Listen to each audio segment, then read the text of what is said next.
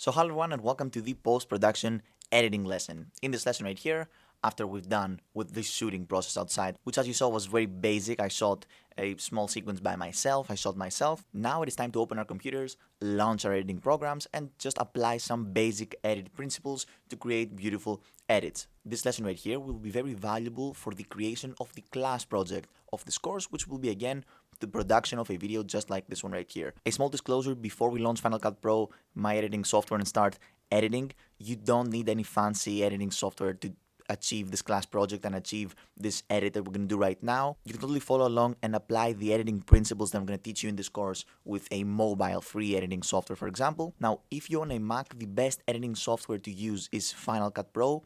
And if you own a PC, the best editing software to use is Premiere Pro. Now this editing lesson is going to be done in Final Cut Pro, which is my preferable editing software, but again you can follow in any editing software of your choice. So as you can see right here, I just laid out the basic shots that we have in the timeline. I haven't tweaked them, and I went for the track Midnight City because you can't go wrong with Midnight City for any edit. So the first thing that we're going to do is actually detach the audio and delete the sound of those clips. We don't need sound because we're going to have the music playing in the background, so we really don't want any distractive sounds. Now, before we move, we're actually applying the music into the edit. I want to trim down the clips into the best part of every clip. So this is what we're going to do right now. I'm just going to select the clips and start trimming them to just keep the best parts. So for example, this is the first clip, and the next clip started again from here. So we got this transition.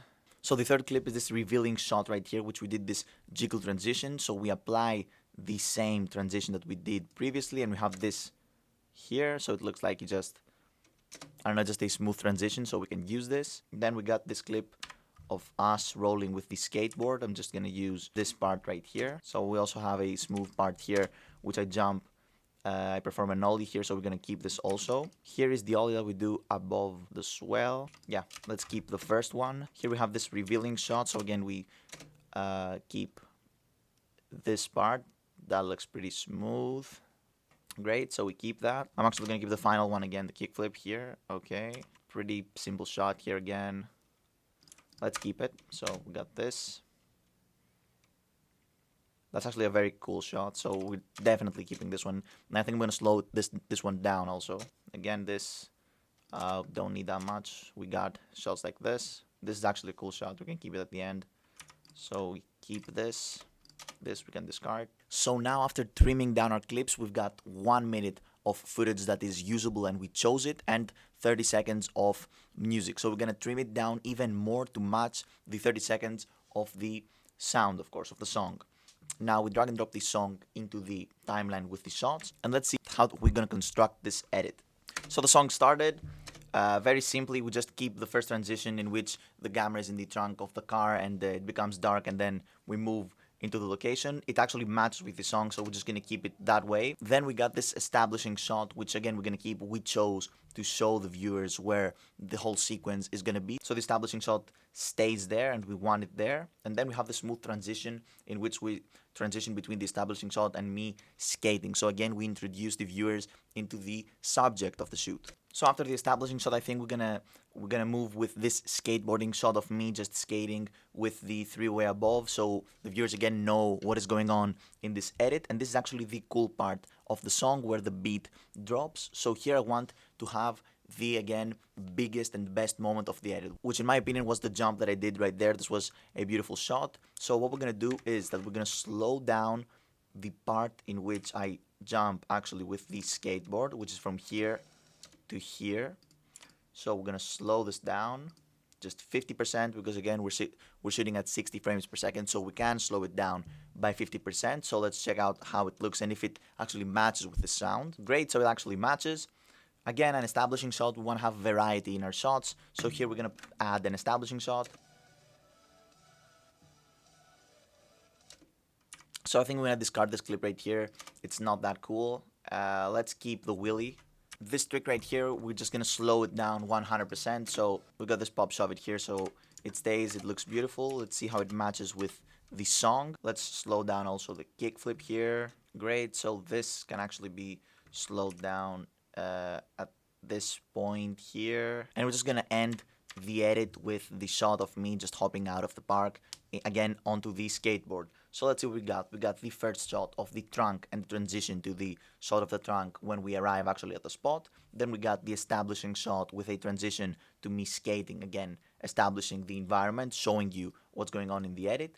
Then of course me skateboarding, because this is a skateboarding edit. Of course this is the best part of the song, so we want the best clip that we had, this jump over this obstacle right there. Then again the jump over this pit thing, I think it looks cool. Then another establishing shot because we want to add variety to our footage. Then again this wheelie, it just looked cool. Some tricks with the skateboard. And finally we have the shot leaving the park. This 37 seconds, exactly what we needed. So this is the so-called A-roll. We just change the duration of the clips, and in some clips we also change the speed, and we have a very basic edit. So let's see the A-roll that we have, and then let's start adding elements that will make this edit 10 times better. So first of all, let's see the A-roll, which by itself it's pretty good. Like, you can export this video right now and you can have it as an edit, but I'm gonna show you tips and tricks to make this 1,000,000 times better. So let's see it first of all.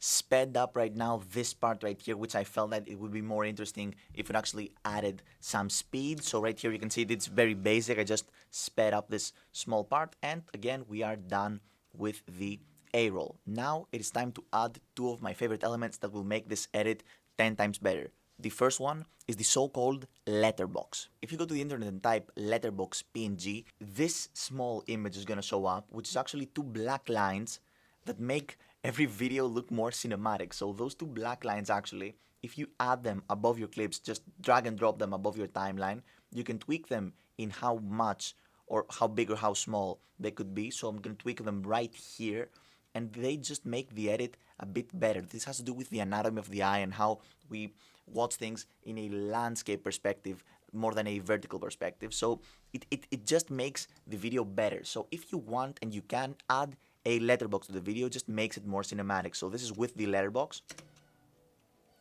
and this is without the letterbox. You can see with the letterbox it is just better. So we're keeping the letterbox here. The next thing that we're gonna do is that we're gonna apply some basic color grading to the footage right here. So we're just gonna color grade them. Now every editing software has a different color grading tool, but right now I'm gonna show you some very basic color grading principles that apply into any editing software, into every edit. In most GoPro footage, the color grading that we should apply is pretty much the same. You need to increase a bit the highlights, increase a bit the shadows, and increase a bit the saturation. So these are the three things that if you follow, your footage is gonna look just better. Let me remind you that this edit was shot in harsh sunlight, so the lighting conditions were totally not the best. But this right here is the final edit that we created. I don't think that this was that hard to follow. We applied some very basic editing principles to this edit right here, so I hope that you could follow. Now let's watch it from the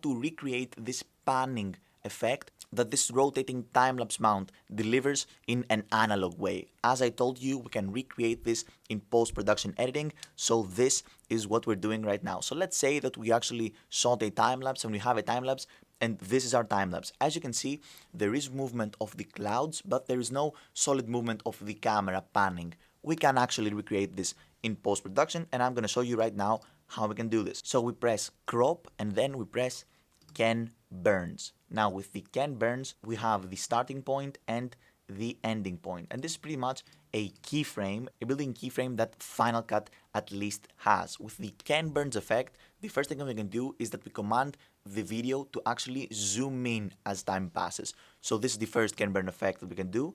As you can see, we play the time lapse and now it actually gradually zooms in, so it adds a third layer of movement in the video and it looks better. We can actually recreate this panning shot as we said. So we're gonna again go here crop, Ken Burns, starting point here, ending point right here, and this should be, as you can see, this recreates again this panning shot of the time lapse, this time from the left to the right, and this is just how easily you can recreate this in post-production. A small disclosure here, in order to create and deliver this effect, the post-production editing software zooms in the clip, so we lose some of the resolution. So if you shoot in very low resolutions and you think that resolution is a problem, then I wouldn't advise you actually to use this Ken Burns effect. But for now, just for educational reasons, again, you know how it's done, you know how to do this. So this is how we can recreate this rotating effect in post-production, as I told you. So this was the post-production editing lesson. Now let's move to the recap lesson. Now we're going to move into the recap lesson in which we're going to summarize everything that we discussed and everything that we learned in this course before moving into the final video of this course, which is going to be a small interview, a small discussion with one of my dearest friends, Kostadis, who's also twice awarded by GoPro for his photography. So this is going to be a very valuable discussion. I suggest you to follow it along, and I'll see you there.